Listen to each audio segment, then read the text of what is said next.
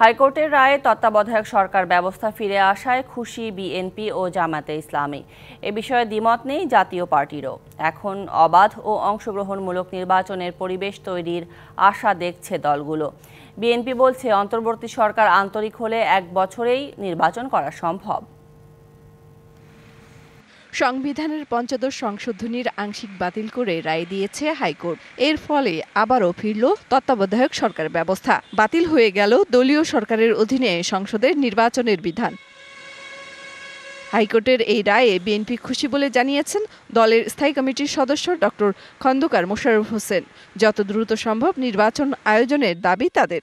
বিজ্ঞ হাইকোর্ট যে রায় দিয়েছে এর প্রেক্ষাপটে তাদের পক্ষে সহজ হয়ে গেছে একটি সুষ্ঠু নিরপেক্ষ নির্বাচন এদেশে অনুষ্ঠান করা।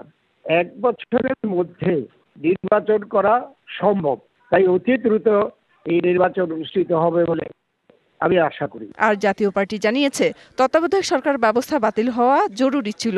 মঙ্গলবার রাজধানীর বনানীতে নিজ কার্যালয়ে মহান বিজয় দিবসের আলোচনা সভায় এ মন্তব্য করেন দলের চেয়ারম্যান।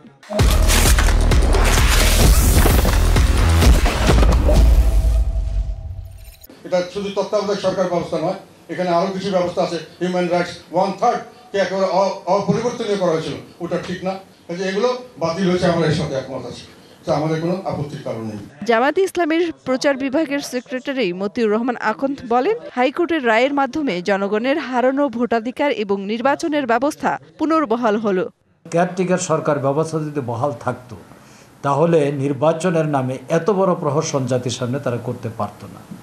আজকে আদালতে ৫৫ সংশোধনী বাতিলের মাধ্যমে জনগণের হারানো যে ভোটাধিকার এবং নির্বাচন ব্যবস্থা সেটা আবার পুনর্বহাল হলো। দলগুলোর প্রত্যাশা, এই রায়ের পর নির্বিঘ্নে জনগণ ভোট দিতে পারবে এবং অংশগ্রহণমূলক নির্বাচন হওয়ার পরিস্থিতির সৃষ্টি হবে।